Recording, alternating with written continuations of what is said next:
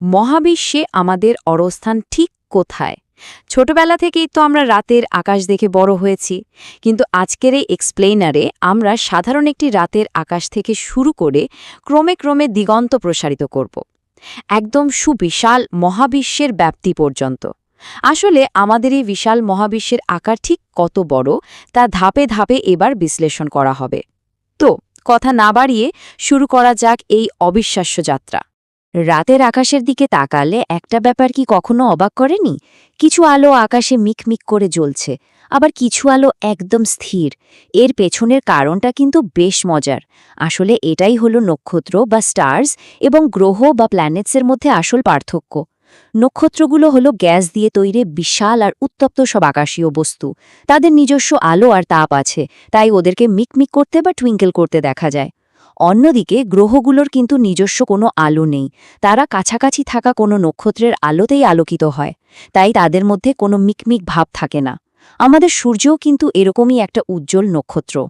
এবার একটু পেছনে ফিরে যাক, যখনই কোনো আধুনিক ন্যাভিগেশন বা জিপিএস ছিল না, তখনকার দিনে মানুষ দিক নির্ণয় করার জন্য কিন্তু এই আকাশের তারাদের উপরে সম্পূর্ণ নির্ভর করত।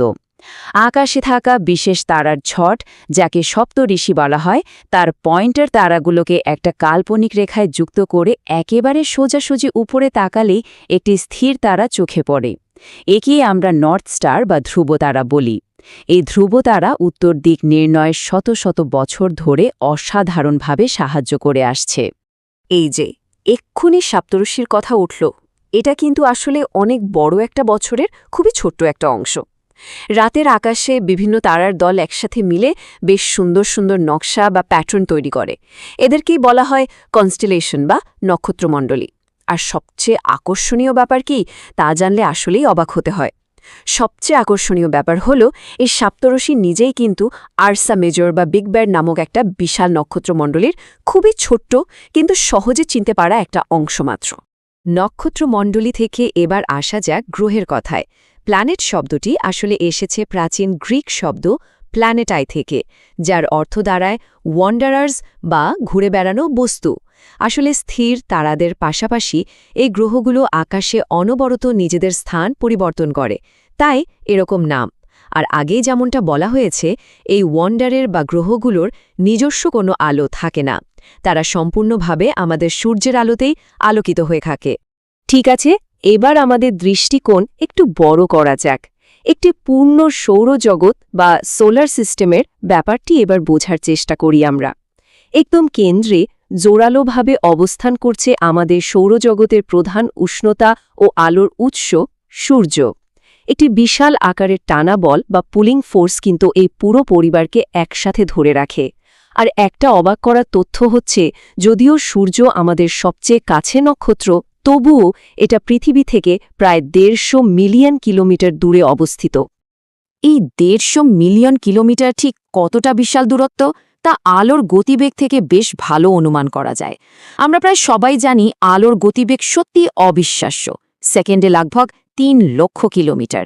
কিন্তু ভাবার বিষয় হলো, এই প্রচণ্ড গতিতে ছুটে আসা সত্ত্বেও সূর্যের আলো পৃথিবীতে পৌঁছতে লগভগ 8 মিনিট সময় নেয়। শুধুমাত্র এই একটি তথ্য থেকেই কিন্তু পরিষ্কার বোঝা যায় যে আমাদের সৌরজগতের পরিসর ঠিক কতটা প্রশস্ত। এবার খতিয়ে দেখা যাক এই সৌরজগতের ভেতরের দিকটা। আমাদের এই সৌরজগতের 8টি গ্রহকে মূলত 2টি শ্রেণীতে ভাগ করা যায়। প্রথমটি হল ইনার প্ল্যানেটস, যারা সূর্যের খুব কাছাকাছি থাকে এবং এগুলো মূলত কঠিন পাথরে তৈরি, যেমন বুধ, শুক্র, পৃথিবী ও মঙ্গল। অন্যদিকে আউটার প্ল্যানেটসগুলো সূর্য থেকে অনেক দূরে অবস্থিত এবং আকারে একদম বিশাল। এগুলো মূলত গ্যাস এবং তরল দিয়ে তৈরি, যেমন বৃহস্পতি, শনি, ইউরানাস ও নেপচুন। এদের প্রত্যেকেই একটি নির্দিষ্ট ইলেপটিক্যাল বা ডিম্বাকৃতি পথে সূর্যকে প্রদক্ষিণ করে। এখানে একটা ছোট্ট কিন্তু মজার তথ্য শেয়ার করা যাক। সোলার সিস্টেম নামটি আসলে এলো কোথা থেকে, সেটা কি কখনো মনে প্রশ্ন জেগেছে? আসলে রোমান পৌরাণিক কাহিনীতে সল হল সূর্য দেবতার নাম, আর সোলার অর্থ হল সূর্যের সাথে যুক্ত সবকিছু। তাই সূর্যকেন্দ্রিত এই বিশাল পরিবারকেই আমরা দ্য সোলার সিস্টেম বলে ডাকি। এটাই হলো এই নামকরণের আসল কারণ। সূর্য থেকে তৃতীয় অবস্থানে থাকা গ্রহ অর্থাৎ আমাদের সকলের বাসস্থান পৃথিবীতে ফিরে আসি এবার। জিওয় শব্দটির দিকে একটু লক্ষ্য করা হোক। অনেক সময় মনে হতে পারে পৃথিবী বোধহয় একটা গোল ফুটবলের মতো, কিন্তু আসলে তা নয়। পৃথিবীর আকার 2 মেরুতে বা পোলের কাছাকাছি ঈষৎ চ্যাপ্টা, আর ঠিক এই কারণে পৃথিবীর এই বিশেষ আকারটাকে বলা হয় জিওয়েড, যার সহজ অর্থ হল পৃথিবীর মতো আকার। এই পৃথিবী গোটা সৌরজগতে অবিশ্বাস্য রকমের অদ্বিতীয়। এর আসল কারণগুলো কি কি? এখানে প্রাণ বাঁচিয়ে রাখার সম্পূর্ণ উপযুক্ত পরিবেশ রয়েছে। এটা না খুব গরম আর না খুব ঠান্ডা। এখানে রয়েছে জল এবং হাওয়া, আর সবথেকে গুরুত্বপূর্ণ অক্সিজেনের মতো জীবন ধারণ করার জন্য প্রয়োজনীয় গ্যাস। ব্যাপকভাবে জলের অবস্থানের কারণেই বিশ্ব মহাকাশ থেকে দেখলে একে একটা নীল গ্রহ বা ব্লু প্ল্যানেট মনে হয়। কোথা থেকে এসেছে এই পৃথিবী বিষয়ক আলোচনার শব্দিক নামটি? ভূগোল বা জিওগ্রাফি শব্দটিও এসেছে অন্য ভাষা থেকে, ঠিক যেমনটা আমরা একটু আগে প্ল্যানেটের ক্ষেত্রে দেখলাম। গ্রিক শব্দ গে, যার অর্থ পৃথিবী, এবং গ্রাফিয়া, যার অর্থ হল লেখা, আর এই দুটো শব্দ মিলেই তৈরি হয়েছে জিওগ্রাফি, যার আক্ষরিক অর্থ হল পৃথিবী সম্পর্কে লেখা বা পৃথিবীর বর্ণনা করা। এবার আমরা পৃথিবীর একমাত্র প্রাকৃতিক সঙ্গী মানে চাঁদের কথায় আসি। এখানে এই ২৭ দিন সংখ্যাটি কিন্তু খুবই গুরুত্বপূর্ণ। চাঁদ পৃথিবী থেকে লগভগ ৩,৮৪,৪০০ কিলোমিটার দূরে অবস্থিত।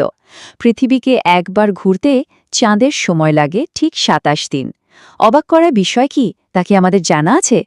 নিজেকে অক্ষ করে ঘুরতেও চাঁদের ঠিক একই সময় লাগে, যার ফলে আমরা পৃথিবী থেকে সবসময় চাঁদের শুধু একটি দিকই দেখতে পাই। যদিও চাঁদে জীবনধারণের কোনো উপযুক্ত পরিবেশ নেই, তবুও এটি মানবতার অন্বেষণের এক অনন্য স্মৃতি। ইতিহাস কবে তৈরি হয়েছিল তা আমাদের সবারই জানা। 28 জুলাই 1969 সালে নীল আর্মস্ট্রং প্রথম মানুষ হিসেবে চাঁদের বুকে পা রেখেছিলেন। এটাই আমাদের সবচেয়ে কাছের একটি আকাশীয় বস্তুতে পৌঁছনোর এক অবিশ্বাস্য প্রমাণ।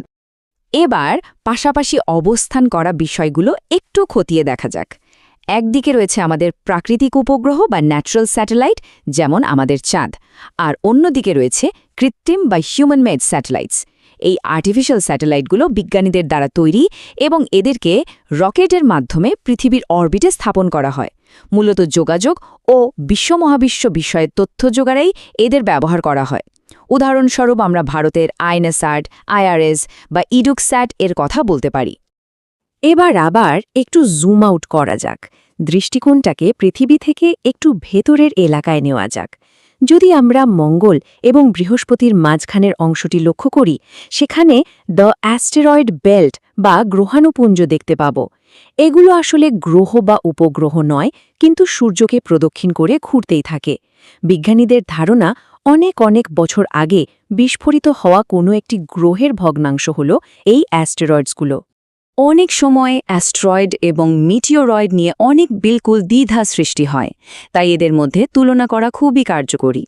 অ্যাস্ট্রয়েড হল আসলেই কঠিন পাথরের টুকরো যারা সূর্যকে প্রদক্ষিণ করছে একটি নির্দিষ্ট বেল্টে, কিন্তু মিটিওরয়েড বা উল্কাপিণ্ড হল আকারে অনেক ছোট পাথরখণ্ড যা মাঝে মাঝেই পৃথিবীর আশেপাশে চলে আসে এবং বায়ুমণ্ডলের ঘর্ষণের কারণে জ্বলে ওঠে। একে আমরা সাধারণত তারা খসা বা শুটিং স্টার বলে থাকি। এবার সৌরজগৎ ছাড়িয়ে দৃষ্টিকোণকে আমরা চলে আসি আরও ব্যাপক একটা স্থানে। আকাশে পরিষ্কার রাতে যদি কখনো সাদা ধোঁয়ার মতো একটা চওড়া রাস্তা দেখতে পাওয়া যায়, সেখানে আসলে লাখ লাখ তারার সমাহার থাকে। একেই দ্য মিল্কি ওয়ে গ্যালাক্সি বলা হয়। প্রাচীন ভারতে আসলে একে আকাশের বুকে বয়ে চলা আলোর নদীর সাথে তুলনা করা হতো, তাই একে খুব সুন্দরভাবে আকাশগঙ্গা নামে ডাকা হতো। আর আমাদের এই বিশাল সৌরজগৎ এই আলৌকিক আকাশগঙ্গারই কিন্তু একটা ক্ষুদ্র অংশ। কিন্তু আসল অবাক করা ব্যাপার হল এই সবকিছুই ঠিক কত বিশাল। আসুন দ্য ইউনিভার্স বা মহাবিশ্বের কনসেপ্টটা এবার বোঝার চেষ্টা করি। একটি গ্যালাক্সিতেই যেখানে কোটি কোটি স্টার, গ্যাস এবং ধূলিকণা থাকে, সেখানে মহাবিশ্ব হল এরকমই লক্ষ কোটি গ্যালাক্সির সমাহার। আসলে মহাবিশ্বর আকার যতটা বিশাল, সেটা কল্পনা করা আমাদের মানবীয় চিন্তাশক্তিরও একেবারে বাইরে। আমরা যদি আমাদের কসমিক ঠিকানা বা অ্যাড্রেসটির দিকে একটু নজর দেই, তাহলে ব্যাপারটা ঠিক এমন দাঁড়ায়। স্টেপ 1 আমাদের নিজ বাড়ি পৃথিবী, স্টেপ 2 পৃথিবী যে বিশাল পরিবারের সদস্য অর্থাৎ দ্য সোলার সিস্টেম। স্টেপ 3 আমাদের সৌরজগৎ দ্য মিল্কি ওয়ে গ্যালাক্সি বা আকাশগঙ্গারই একটা ছোট্ট অংশ। আর স্টেপ 4 দ্য ইউনিভার্স বা মহাবিশ্ব, যেখানে এরকম কোটি কোটি গ্যালাক্সি জমা আছে। একবার ভাবুন তো, কি অসাধারণ একটা যাত্রা ক্রমে জুম আউট করার, তাই না? আমাদের এই অন্বেষণের একদম শেষ মুখে এসে আমরা একটি খুবই গুরুত্বপূর্ণ প্রশ্নের সম্মুখীনে দাঁড়াই। ক্রমাগত সম্প্রসারিত হতে থাকা এই বিশাল মহাবিশ্বে, যেখানে কোটি কোটি গ্যালাক্সিতে সংখ্যাহীন গ্রহ আর তারা রয়েছে, সেখানে এই বিশাল চিত্রে মানবতার আসল স্থানটা ঠিক কোথায়? এটা সুবিশাল পরিসরের মধ্যে আমাদের আসল অবস্থান এবং অনুসন্ধান ঠিক কতটুকু, তা সত্যি ভাবার মতো একটি বিষয়। এই প্রশ্নটির সাথেই আজকের মতো আমরা এখানে থামছি।